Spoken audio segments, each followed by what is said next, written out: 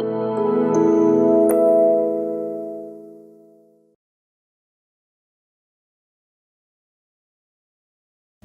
Makar source for Chamisha B'Av is Mishnah, the end of the Sechta Tainus, the last Mishnah. It says, Amr Shimon Gamliel, Hoyo Yom Tevin Yisrael, Chamisha B'Av, Kiyama Kippurim. They weren't Yom Tevin that was so joyful and so happy like Chamisha B'Av and Yom Kippurim. And it goes on to describe how the nations Yerushalayim Yotzes B'Kli Lava, and they were dancing, and the Chasadim chose kalas, and many shidduchim were made on this day. And as we know that this is a very big yontif, like it says in the times of the Beis Hamikdash. Ad kedei kach, like Hoyu Yom Tevim, it's a very strong lashon. You would know Yom Tevim that were greater than this yontif. And after the Beis Hamikdash was destroyed, it was no longer a yontif in the same way. We know that the Rebbe kochzach in this day, Chamisha B'Av, many times Farbrengens, Maimorim, and I think this is much more than we find in previous generations. So we'll first talk about Chamisha B'Av, how it is on the surface of the Nigla, and then how do we understand Chamisha B'Av based on what it says in Chassidus and in the Secrets of the Rebbe. So there's actually a number of reasons that are given, and there's probably more than there are those that I've mentioned. Some of them that are sort of well known, and these are the ones that the Rebbe spoke about at different Farbrengens throughout the years. One of them is where it says, Kol Bei Mesa Midbar.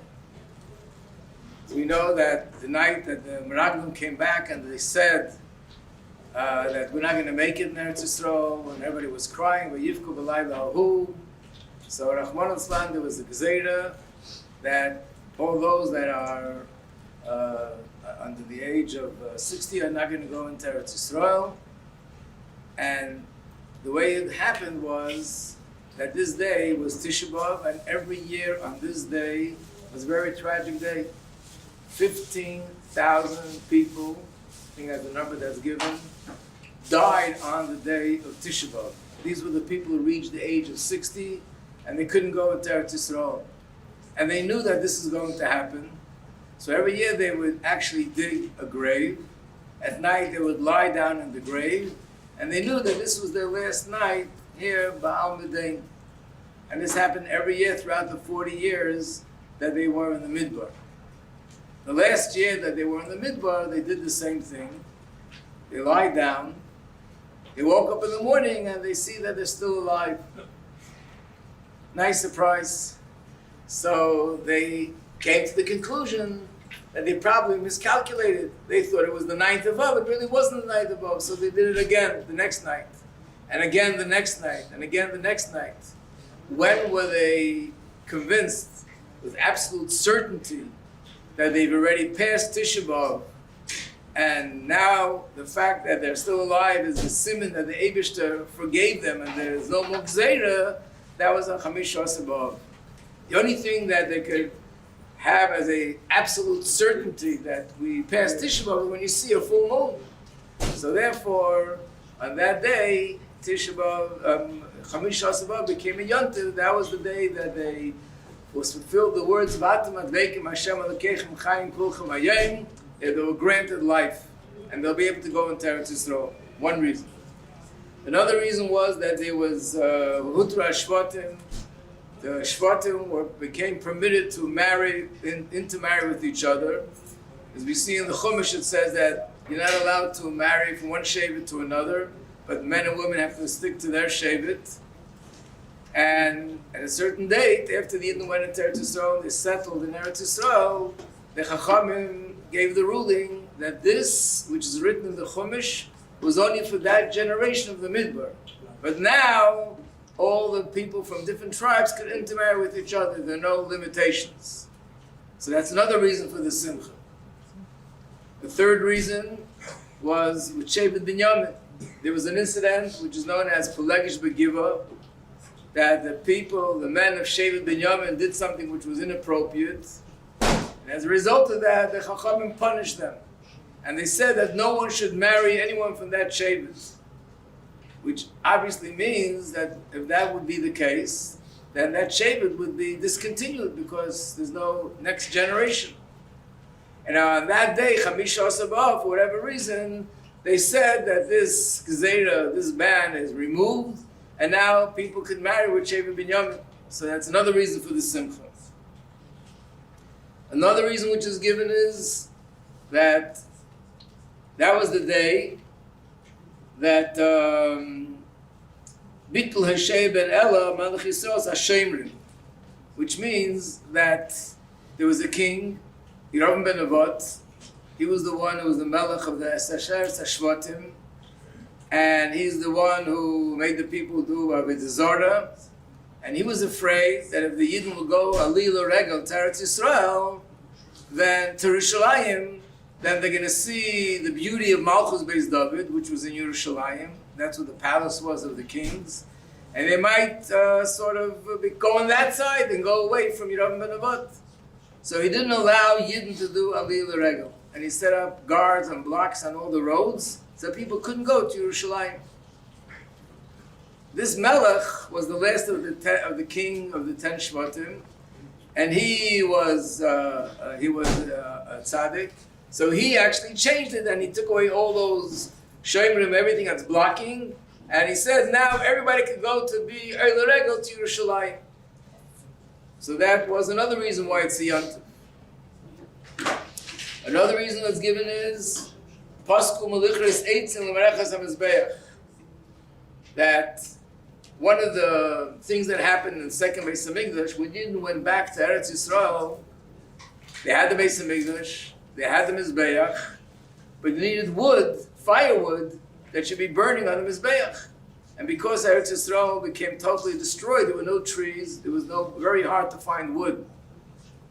So people made an effort to go find wood, bring it to the Beis Hamikdash, and it was considered a very big simcha that they could bring the wood, so enabling the Kahanim to put it on the Mizbeach and bring Karbanos. The last date for bringing wood was Chamish Asar. And the reason for that is because in order for the wood to be qualified to go on the Mizbeach, had to be wood that had no worms. In fact, there were Kahanim, they would check the wood to make sure that there are no worms.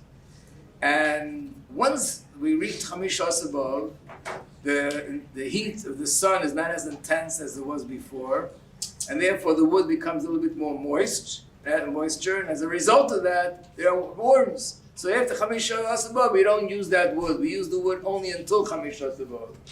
So that means that this Aveda, this exciting Aveda, bringing wood for the Beis Hamikdash, for the Mizbeach, was completed on Chamish Asar, like a siyum sort of.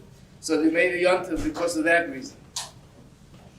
Another reason that's given was Beitar, that they were permitted to bury the dead of Beitar. So Beitar was a city that stood up against the Romans, and at the one point, finally, the Romans conquered the city, and Rahman Islam, they killed everybody in the city, and it says it was so tragic, it was like the Beis Hamikdash was destroyed once again. And not only that it killed everybody in the city, but the Roman emperor at the time didn't allow them to bury the dead. And all the dead bodies were laying there. It was a disgrace. And this was going on for a number of years. And then there was a new emperor, and he allowed them to bury the dead.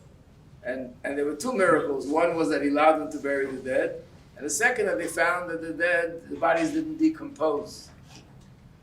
So because this day they were given the permission, Chamish Asar, to bury the dead, it's another reason why it became a yontif. How much later was that?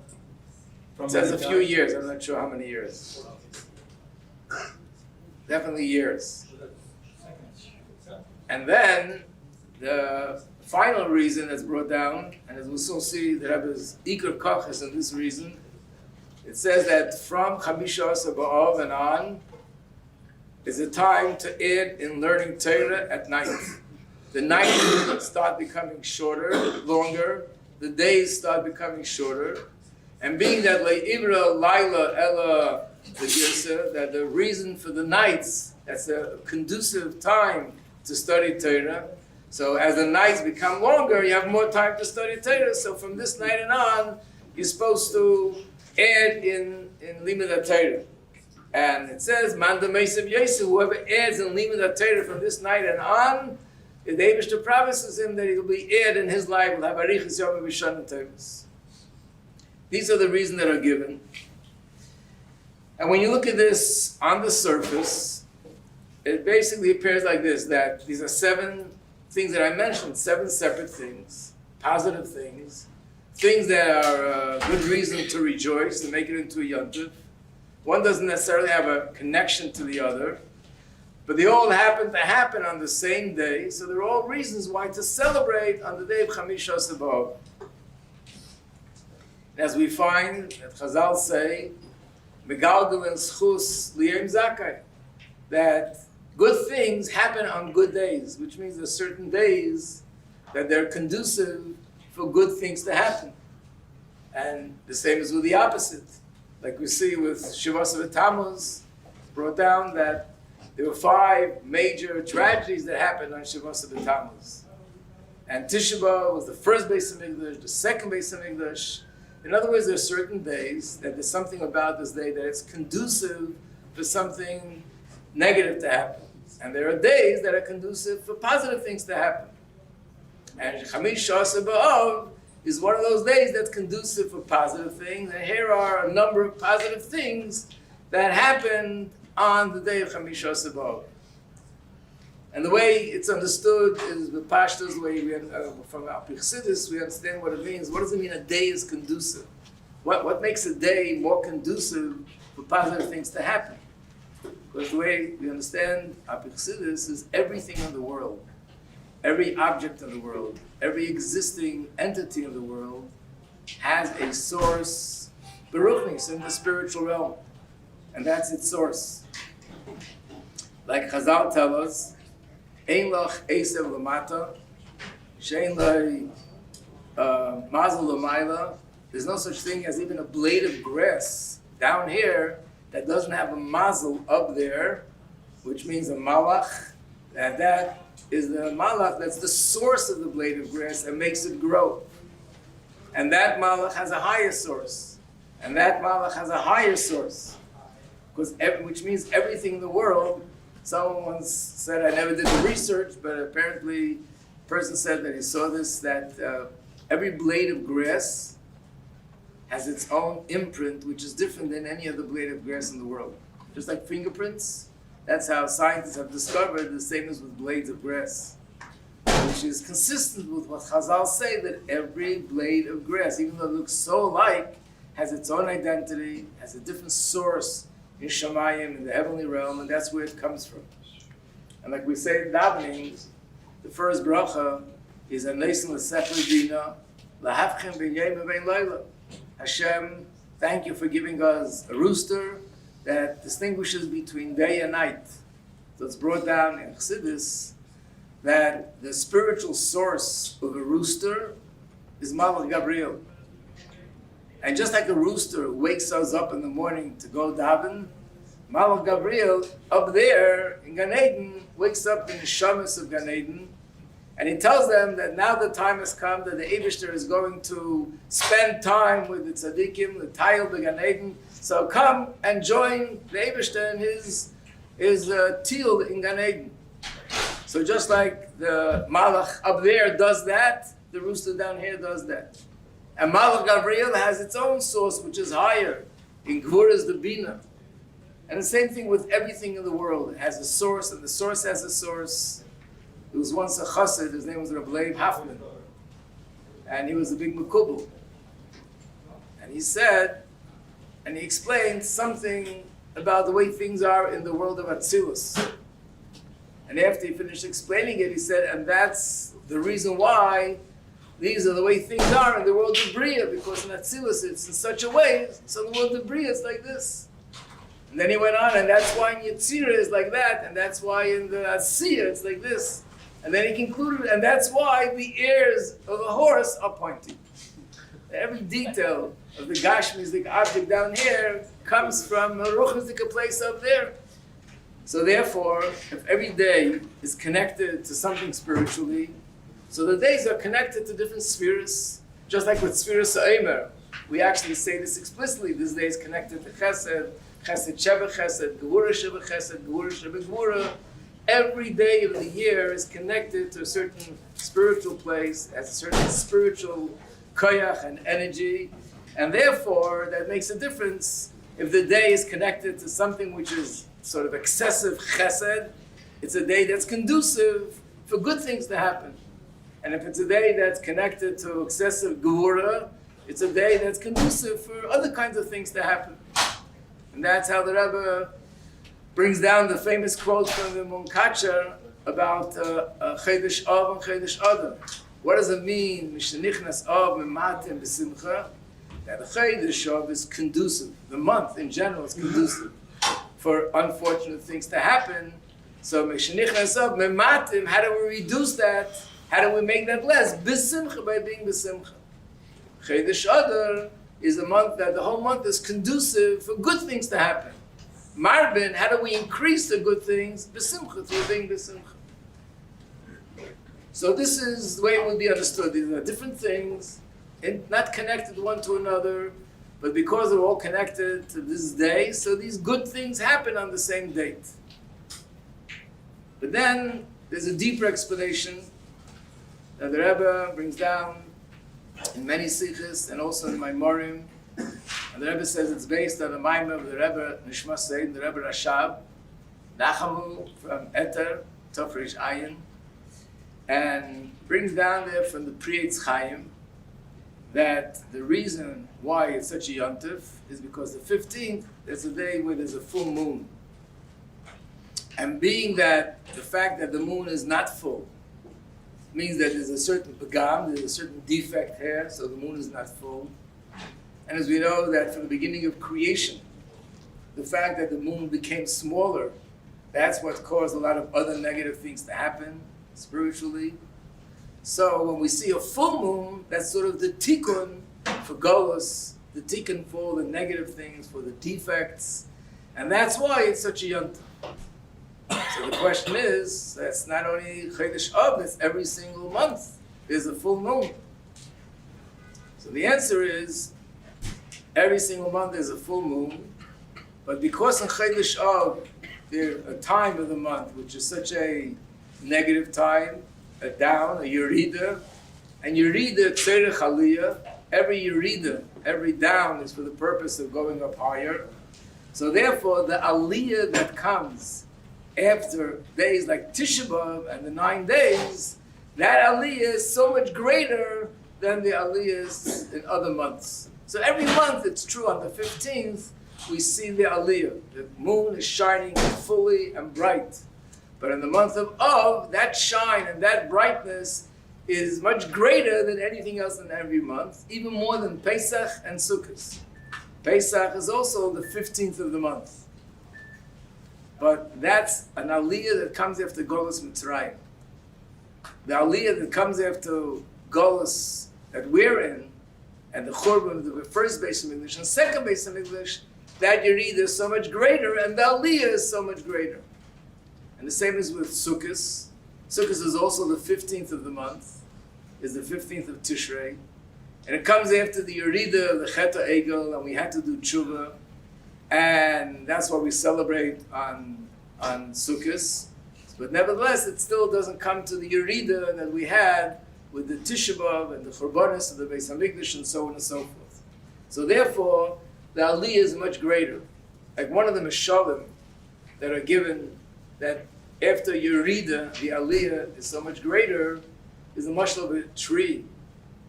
There's actually a story with one of the generals of the Yidden that wanted to get into a city and conquer the city. And he couldn't get into the city because the walls of the city were very high. So they went to a place in the forest far from the city. And they took a tree, very tall, high tree, and they brought it down to the ground. And then this general sat down on the tree, and they let go. And as they let go, it sent him flying through the air, And he flew over the wall and he flew into the city, and eventually that led him to conquer the city.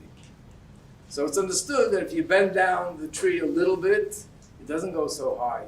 The more you bend it down, the higher up it goes. So the more the Yerida, the greater is the Aliyah.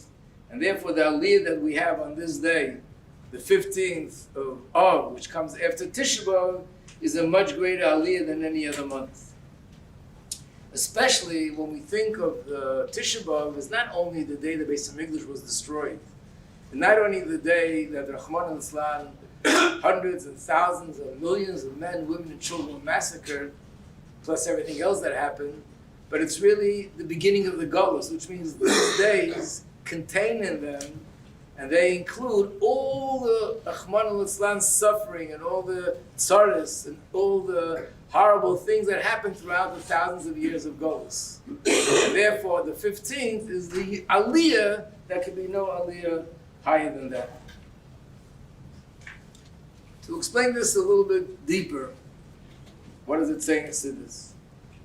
So the Rebbe brings the Medrash, and the Rebbe always brings this Medrash every year, that the month of Av is compared to a lion, the mazel is the mazel of a lion, and Nebuchadnezzar is compared to a lion. So Bo Aryeh, which means the lion came in the month of the lion, and he destroyed the Beis HaMikdash. Ariel, which is also compared to a lion. Almanas, the Rebbe is always medayik in the word Almanas, that the purpose is so that ultimately Aryeh will come, which is HaKadosh Baruch Hu, that's also called the lion, and he'll come in the same month of the lion, and he will rebuild the lion, which is the third Beis HaMikdash, the Gula Mitzvah Shleima. And the diuk is that it's not only that after the Aliyah, after the Yerida comes an Aliyah, but that the Yerida to begin with, the down and the darkness and the negativity, all that was to begin with for the purpose of reaching a very, very high level, which in this case is the union of Gula Mitzvah Shleima. There are many, many Mishalim and Chassidus to describe this. One of the Mishalim, like the Rebbe brings, is when you take a seed and you put it in the ground, externally and on the outside, what you see is you take a seed and you put it in the ground. And in the ground, what happens to it? It falls apart, it gets absorbed into the soil. It basically disappears. That's what it looks like on the outside. But the pneumius, the kavanah, is just the opposite, that from this will grow a tree, which is way, way more than what was there before, a little tiny seed. A huge tree with so much wood and so much branches and so much fruits and seeds that you can grow. Bli gvul, more trees and more fruits and so on. So outwardly, it looks like it's destroying something, throwing something away. But in reality, it's really the opposite. And that's the way it is with every Yerida. The chitzonius, it looks like it's down. But the pneumius, from the start, it's really for the purpose of the Aliyah. And this is basically what we always say about Gamzul L'Teva. Something happens which is chas v'sholem, not a positive thing.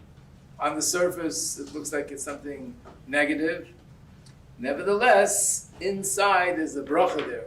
There's a hidden bracha, which means that actually the Eibishter is bringing a certain bracha into the world. But this bracha is being brought in a hidden way, and when the time will come, the pneumius will become nizgala, and we'll see openly how this is a bracha. And the principle behind this is that whatever conceals the bracha has to be in proportion to the bracha. Which means if a person loses a penny, lost a penny, no one should have a greater loss than that. Not even that, but that should be the nothing greater than that. So there's a hidden bracha in the fact that he lost a penny. But the hidden bracha is probably something along the same lines. And if a person loses something which is worth much more, so therefore the hidden bracha there is also much more. In other words, if the light that's shining is so bright and so brilliant that it's blinding and you have to hide it, so the brighter the light is and the more brilliant the light is, the stronger has to be the concealment to block it. So when you see a concealment that's very strong, that's a siman that the bracha inside and the light inside is very bright. And when you see a concealment that's not so strong, there's also a bracha there, but not the same. So therefore, when we come to a day like Tisha B'Av, being that the concealment is, like we said before, unprecedented, it's something which is more than anything else, Achmanu Islam, the Churbanos of the two Beis HaMikdash, Mikdashim, and all the tzaras and all the things that happen to men, women, and children, then and throughout the thousands of years of Golus, all that is included in this time. So it has to be that in these days, in them, there's a bracha, and that bracha is equivalent, is in proportion to the opposite of the bracha. The only thing that's in proportion to the opposite of this bracha is the Gula Mitzvah Shlema. That's why it says, Almanas, that in this same month of when Hashem destroyed the Beis HaMikdash, that's where the bracha lies for the Beis HaMikdash to be rebuilt. And that explains why when Mashiach will come, Hayom HaMehelu, Yohavchu, Sasan L'Simcha, U'Lameidim will become a Yontif, and not only a Yontif, but the Rebbe always explains it'll be a greater Yontif than all Yom Tovim, even Yom Tovim Midaraisa, Pesach, and Shavuos, and Sukkot. How could that be? Because, why is it going to be a Yontif? Because then the hidden bracha in these days, that these are the days that contain into the bracha of eternal happiness, eternal goodness spiritually and physically. It's all included in these days. And that's going to be revealed when Mashiach comes. So therefore, this day is going to be a Yontif, and the rejoicing will know no limits, because this is eternal, this is forever. Nitzchi is the good, the Gashmias, Nitzchi is the good, the Ruchnias, and Nitzchi is the good on every single level.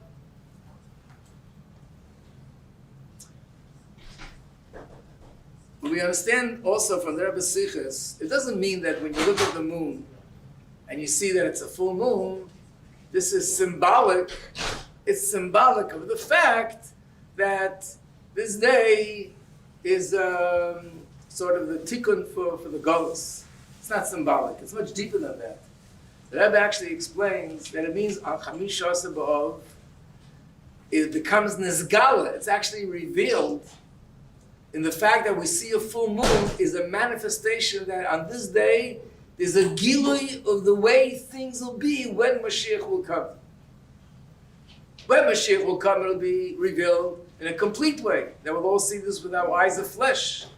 Now, all we see is a full moon, but this full moon is a manifestation of this gilui that's going to be revealed when Mashiach comes, is revealed now. And therefore, just like then, there's going to be this yontiv that is greater than all the Yomim Tovim. That's why on the 15th day of Av, it became a Yontif, Lehayu Yomim Tovim Yisrael, like Chamish Asa B'Av. This is similar to what I'm sure everyone is familiar with the Sikha of the Rebbe about Shavuos B'Tammuz. That when Shavuos B'Tammuz is a Nitcha, and the same with Shabbos, there's two ways to explain it. One way is that Shavuos B'Tammuz is a reason to mourn, Shabbos is a reason to be b'simcha, and the two clash. So who moves out of the way? Halacha is, Shabbos is the one that overrides Shavuos B'Tammuz, and we don't fast because it's Shabbos. That's the simple way it's explained. The way the Rebbe explains it, no, the same idea, that Shabbos is Me'ein Lasad Lavid. Shabbos is a day that has in it a certain essence of the what's going to be when Mashiach is going to come. It shines on Shabbos in a smaller scale. And therefore, being that when Mashiach comes, Tisha B'Av will be a Yontif, and we'll be eating and drinking and rejoicing and celebrating. So when Tisha B'Av comes out on Shabbos, we're able to tap in to the way this day will be when Mashiach comes. So we're eating and drinking and rejoicing. And therefore, the simcha is similar to the simcha we're going to have when Mashiach comes. And the same is with Tisha B'Av, and the same is with Shavuos B'Tammuz. So on Tisha B'Av, it expresses itself. I mean, when it comes out on Tisha B'Av, the fact that we don't say Tachnun, how can it be you don't say Tachnun? Because it's a Yontif. This is the Yontif. Because the Pnimius, it's going to be a Yontif when Mashiach comes. On this day, it's brought down that we say Nachem during Mincha time. Because Nachem is the name of Mashiach, Menachem Shloi, and Mashiach was nailed on Tisha B'Av Mincha time. And that's the reason why we do Kiddush Levana Mitzvah Tisha B'Av. Because Mashiach was born on Tisha B'Av, and Kiddush Levana is Kabbalas HaMalchus, the Malchus Beis David, David Melech Yisrael, Chai V'Kayim. So basically, the same is with Chamish B'Av. On this day, comes out from the Rebbe that the oil which will be revealed when Mashiach comes is shining on this day. And as a result of that, in the times of the Beis Mikdash, they felt it, and they were rejoicing with a simcha like more than any other yom tov. Had it manifest in the Mili Halavana. Based on this, we can explain what is the connection to the Shidduchim. Clearly, this is a day that it says that the women and the men, they found each other, and so many Shidduchim were made. And one of the Yom Tovim was that the Shvatim were allowed to marry with each other, that they were allowed to marry Shevet Binyamin. Why does it manifest in Shidduchim? This is how it's explained in Chassidus, and especially in the Rebbe's Sichos. That Matan Torah, it says, is the union of the chasana between the Eibishter and the Yidden. Yom Simchasei, Zu Matan Torah. Matan Torah is the chasana. And the whole connection between Yidden and the Eibishter is compared to a marriage between husband and wife. We know what it says in Tanya, Perek Memvov, that whenever a Yid does a mitzvah and he makes the bracha, Asher Kitshonu b'mitzvayso b'tzivanu, it's like the same idea as like a man who says, Arei Atmu Kedushin, that he's creating a bond with the Eibishter like Kedushin. And that's what the purpose of all Torah mitzvahs is, to bond with the Eibishter like a husband and a wife. But even though it says that Matan Torah was the marriage, but it was one part of the marriage. It says in the Medrash, based on the pasuk Ve'irastich b'mishpat, and Ve'irastich, there's a few Lashonos there, and the Medrash says that there were two stages. When they went out of Mitzrayim, that was Erusim. And when they received the Torah, that was the Nisuim. Why do you need the two things? Because you can't become one with the Eibishter when you're still holding on to Mitzrayim. So first there has to be one stage, and that is to let go of Mitzrayim, to leave Mitzrayim. That's the Kedusha. The second stage, which is the complete marriage, is Nisuyin is going to Matan Torah, and that's the Chasna where we become one with the Eibishter. Like in a marriage between husband and wife, when they did the Kedushin, which is the ring, and years ago there was a 12-month space in between, they were considered married, but still didn't live together as husband and wife. And 12 months later was the chuppah and the yichud, and then they were able to be together as husband and wife. That means that going out of Mitzrayim is the Kedushin, stage 1. Matan Torah is stage 2. Like it says by the Korban Pesach, Mishchu k'chulechem, Mishchu yedechem avodah zarah. First, you have to leave, you have to abandon avodah zarah, and then you can go into k'chulechem, bring a korban to the Eibishter.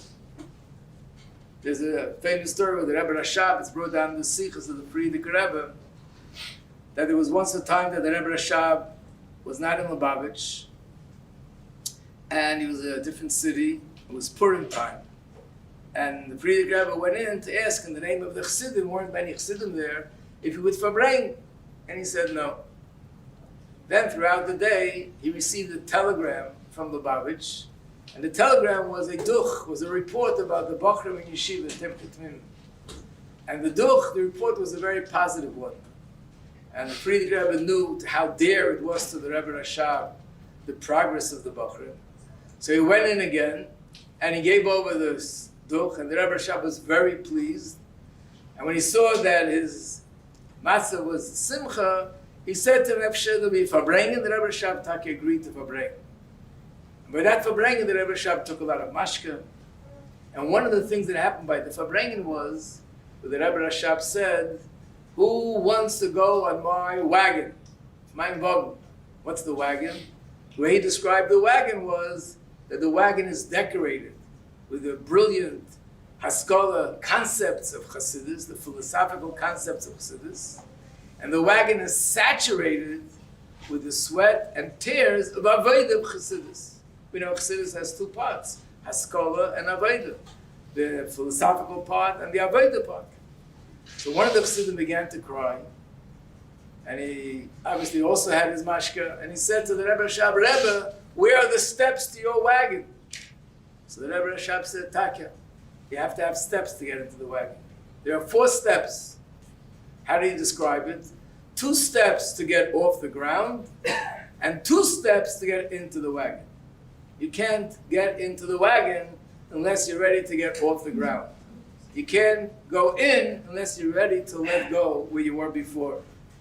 So this is the inyan of Yetzias Mitzrayim and Matan Torah. And the Rebbe says, really, every marriage is like that. What does it say about Kedushin? The Asala Akula Alma Kehegdish. This woman, Lechatchila, is open to marry anyone. The Kedushin means that now she's disconnected from everyone else. And after that stage can come the next stage where she and the husband become one. Kachenu b'mitzvah and then b'seichel keinu b'seichel. So on a larger scale, even Matan Torah is considered to Kedushin, compared to Kedushin. When Mashiach comes, that's going to be the completion of the marriage. That's going to be the completion of the marriage between Yidden and the Eibishter. That'll be the Nisuyin. That'll be the complete Chassan. So therefore, we see the connection that if we say that Tu B'Av is the time that becomes Nizgala, the Yontav, the way it's going to be when Mashiach comes, that's the marriage between the Eibishter and the Yidden. So how does it manifest? That Yidden marry each other, and they're Chasana, and they're Shidduchim, and there are no barriers, and the same is on the larger scale, that there are no longer barriers between the Eibishter and the Yidden, but they all, they could unite in the most complete way. And there are places where the Rebbe says that if you look at the other reasons, they're all connected to Mashiach. Kol Mesa Midbar, what does it mean? That now they were able to go into Eretz Yisrael. Hutra Shvatim Lavei Zeh Bazeh means that there was, besides what we said before about marriage, there was Eretz Yisrael. The reason for Golus was Sinas Chinam, and Hutra Shvatim, that they could come together, the opposite of Sinas Chinam. And the same is with Shevet Binyamin. And Hashei ben Ella, he allowed people to go to the Beis Hamikdash, which is Geula, the Beis Hamikdash Ashlishi. And the Beitar is also Abbas Yisrael. A Chesed Shalem is that they were able to do with those people who passed away. And the wood for the Beis Hamikdash with its tzedakah is Baita Abbas Yisrael. So basically it comes out that the main thing of Chamisha Asabab is the Gili of Mashiach. And all the other reasons are Idach Pirushahu. That's how it manifests in these different other good things that happen on that day. There's one thing, though, the Rebbe says is the only thing that's brought down in Shulchan Aruch as a halacha, in Hilchas Talmud Torah, both by the Ramah and the Alter Rebbe, something practical. And the one thing which is brought down as practical is Man de Meisav Yosef, to add in learning from the night starting Chamisha Asar V'Av. And whoever adds in learning is the Eibishter promises them that he'll be Meisiv, he will give them Arichas Yonah Rishon Tevis. And the Rebbe actually says, in the later years, the Rebbe started to say, what's a Hisofa? Adding. A few years. Real adding means forever. Chayim Nitzchim. And that again is with Mashiach, then everyone will have Chayim Nitzchim. So if you look around the rest of the world during this time, their koch right now is Shidduchim. To go to different places, in Amuka, Daven, and it's a time that's Mesugel B'Shaduchim, a big bracha that Klal Yisrael needs. But by the Rebbe, this is a time when the Rebbe kochzach in the union of Gili of Mashiach, and that we have to do everything we can. And I want to go over briefly one of the sikhs from Tafshin Mem Ches, after the Rebbe speaks about Tu B'Av, and what it means, and how it's connected to Mashiach. What does the Rebbe conclude? And the Rebbe says like this: all this is so much more emphasized in our generation. This is the generation where the Nasi Adar made the announcement, La'alta l'tshuva, La'alta l'gula, all the Aved is finished. All we need to do is to polish the buttons. Im da'achin kulchem. And being that the Frierdiker Rebbe said this so many years ago, so by now, certainly we're holding that place. This is the opposite of what the Yetzer Hara sometimes comes along and says, so many years passed, so maybe you'll give up. The Rebbe says the opposite. If so many years passed, so now certainly we're holding by that place. So therefore, Now, in a sense, we're like the Chamish Asa B'Av era in the Midbar. It was right before they went into Eretz Yisrael. That's where we're holding. So we have to increase our efforts to bring Mashiach, to bring Geula. And not only that, but every one of us should make a cheshbon tzedek and ask himself, what did I do to bring Mashiach? And the Rebbe says a very interesting lashon here. I haven't seen this in other places. Well, the Rebbe says, especially if a person would stop and think that Mashiach himself is waiting, and with anticipation, he can't wait. B'keitzer ruach, to take Yidden out of Govus. Basically, he's waiting for me to do what I need to do in order to have him come. So therefore, it's a tremendous responsibility, knowing that Mashiach himself is waiting, and he can't do what he wants to do until I do what I do. But on top of that, also the Geidel Schus. Because when Mashiach will come, B'Karav Mamish, he's going to say thank you to every single person for everything that they did to hasten the coming of Mashiach. And Mashiach, when he says thank you, it's not just words. It means he will also give every person. Beruchnis will give them gifts. Ruchnistic gifts, Gashmistic gifts, that's connected to their, as a reward for what they did in order to bring Mashiach. And of course, the main message of the Rebbe is not just that we should want Mashiach, but it's to publicize Mashiach, to publicize to people that Hine Zebah, La'al L'Tshuva, La'al L'Gula rather, that we're holding right there. And now we have to do everything we can to make it happen, and it's imminent to be mefasim into the world that it's imminent. And one of the things that the Rebbe mentions often is that people are worried. How could you go and say this to people out there in the world? They're not going to accept it. It's going to be laughable. They'll ridicule it. You're telling them such ridiculous things that the world is going to change, and it's happening soon. And the Rebbe's expression is, "Was wird die Welt sagen of them? What will the world say?" And the Rebbe said this numerous times. Don't worry about the world. The world is ready. You just have to go out and say it. Not only that the world is ready, you'll see that the world will actually help you in the Avodah of bringing Mashiach. Help you in the Avodah of hastening the coming of Mashiach. And the Rebbe brought a number of examples that we look at what's happening in the world, and the Rebbe said we see what's happening in Russia in those days. We saw what was happening with the Persian Gulf War, incredible miracles. We saw that the nations of the world got together and made a pact to reduce arms and destroy weapons of mass destruction. All this is things that are happening in the world, but they help a Yid see more clearly that Mashiach is coming and that it's coming soon. And that's to us something which gives us more strength to do the Avodah, to go out and to publicize that Mashiach is on the way. And even things that happen after those years, there's constantly things that are going on. If a person is sort of tuned in and looks at events that are going on in the world and things that are happening, articles that are written in the newspaper, there's so much there that's clearly pointing and helping us see more clearly that the world is saying to us, we're living in different times. And I want to give another example, something which once an opportunity came to speak about this. Of course, everyone's very excited when the President of the United States said and declared that the United States is moving the embassy to Yerushalayim. He declared that Yerushalayim belongs to the Jewish people.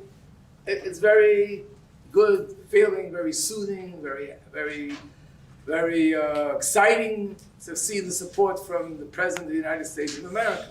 But there's something much deeper to that. There's a maimer from the Rebbe Rashab. It's a maimer from Tov Reish Pei, which means almost 100 years ago. And the maimer begins with the first Rashi in Chumash, that the Eibishter says, really, Rashi says the Torah should have started from a different place. In other words, the Eibishter changed the order of the way the Torah is written. And what did he do? He put the beginning, not Achedesh Lelachem, but the creation of the world, Bereshis. Why? Mais Yadav Higid Li'amei, to be able that if the Kaich Mais of Higid Li'amei, that if the nations of the world will come to us and say, you're robbers, you stole our land, we can be able to say to them, look, Hashem created the world, He's the one who owns this world, and therefore He gave it to them, He gave it to us, and it belongs to us.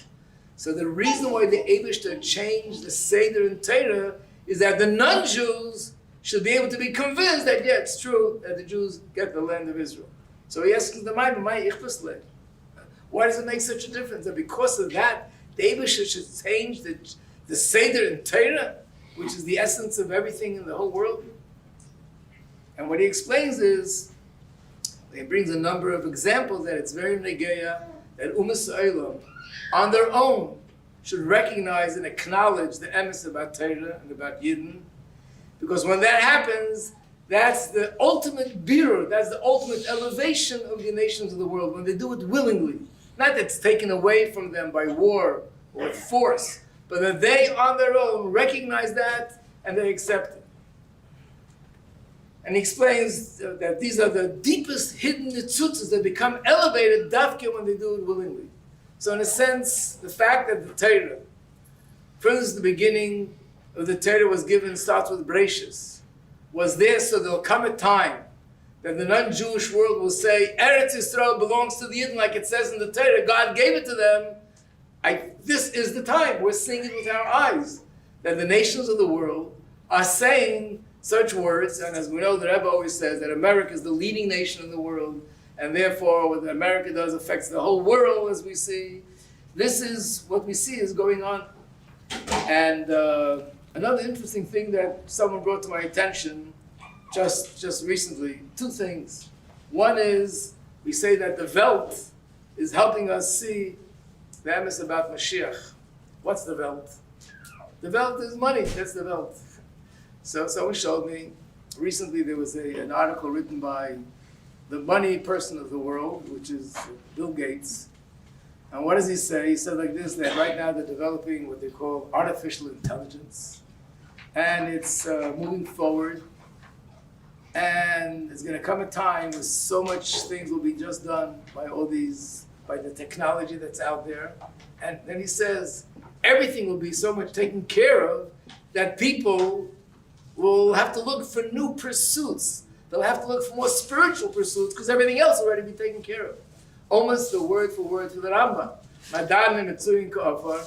And therefore, what will people be doing? They'll be busy to lay this Hashem, Molar as Hashem. And then many other things that we see, Begashmi, is how the world is changing. The Rambam says there won't be any hunger, there won't be any poverty. We're living in a world now, also someone showed me a report that was given recently, that the United Nations made themselves a goal by a certain year, that by that time they want to bring the world to a place that 50% of poverty in the whole world should change by 50% the poverty in the world. That was the goal. And the report was that they reached their goal 5 years earlier than what they expected. And not only that, they said really there would be no poverty now. The fact that there is poverty is because of political reasons, not because the world doesn't have enough for everybody to, the way that things are set up today. In other words, the Gashmi is the natural, scientific situation of the world is such a way that the things that people would talk about before regarding Mashiach, which sounded like so out of the box and didn't make any sense, now they all make sense in a very Gashmizik way to help a Yid see more openly how we're getting closer to that time. And therefore we should increase our Aveda of doing everything we can to spread that Hine Zebon Negias Man Gulaschem. And to conclude, that the Rebbe says another thing, also mentions it I think every single year, that the words Chamishas Ba'ov is B'gematria Ksiva V'Chsina Teva, which means that even though it's only the 15th of Av, but from this day and on, we're already giving brachas to one another. It's already connected to the new year, giving brachas that everyone should have a ksiva ksima teva. It's also connected to the word Aryeh, Mazel Aryeh. Aryeh is spelled Aleph, Reish, Yud, Hey. Aleph is Elul, Reish is Rosh Hashanah, Yud is Yom Kippur, and Hey is Shana Rabbah. That means the Avodah in this month, and especially starting with Chamisha Asar, because that's where the Gilui of Mashiach starts being revealed, is leading up to a new year, Ksiva Ksimiteva, Shana Teva, Sukkah for everybody, and that it'll be a year that we'll be able to see Be'ene Basar even before then, in the Hachana of the year, from Chamishas above, we should already, just from the Achlotas alone, we should be zeichet to have the Galus of Melech HaMashiach, leaders out of Golos take us miyad.